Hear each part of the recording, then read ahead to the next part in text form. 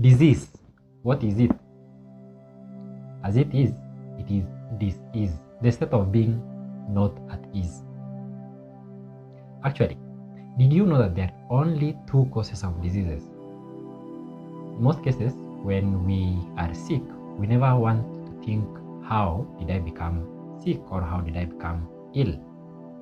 Now, you'll come to realize that there are only two causes of disease, and every other thing, every other symptom that is exhibited, whether somebody succumbs to a disease or not, whether somebody is overtaken by disease or not, yet they are exposed either to the same pathogens or same things. It's simply on these two principles. Principle number one, toxicities. Principle number two, deficiencies. The next time you are either sick or you are ill, try to think on these areas. Try to look at the source, the cause. In most cases, they are combined, toxicities and deficiencies. For example, the common diseases that you know that are due to deficiencies include scurvy, which is a deficiency of vitamin C.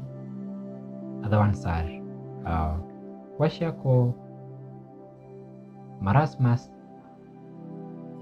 Now, even in adults,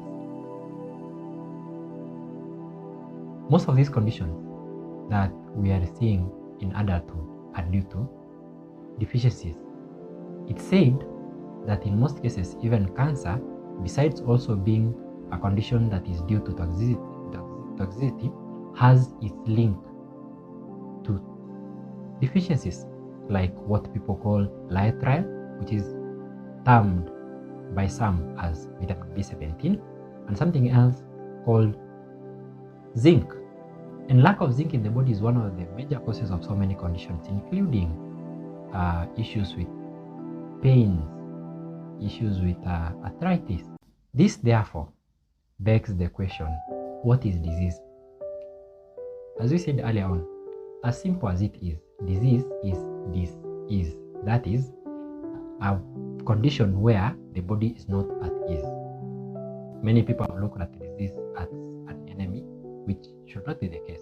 Disease is a way that the body is trying to tell us that there is something that is out of the norm. As one great writer, who is the most well-read female author in history, has said the following words, that disease is an effort of nature to free the system from conditions that result from a violation of the laws of health.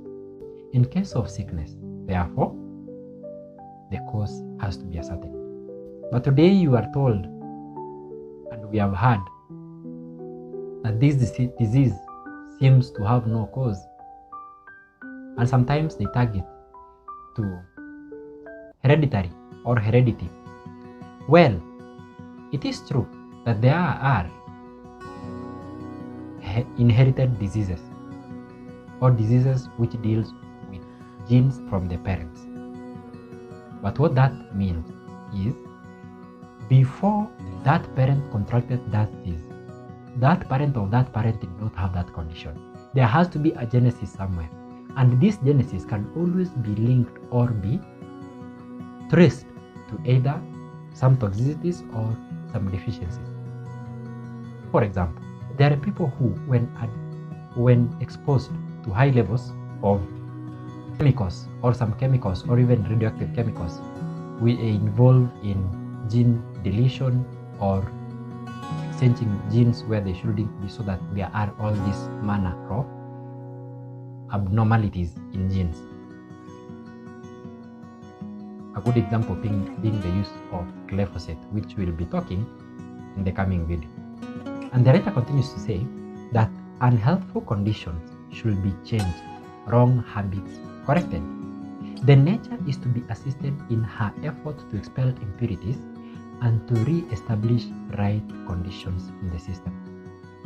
When a person becomes sick or when disease or sickness sets in, the cause should always be determined. After the cause has been determined, we ought also to help the body to expel these impurities, to supply the deficiencies, and therefore help the body in healing itself.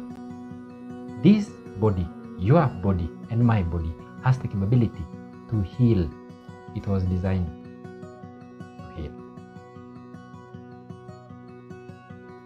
The next time you contract a disease, ask yourself, what is the cause of this disease? So that you may be in a better position to handle that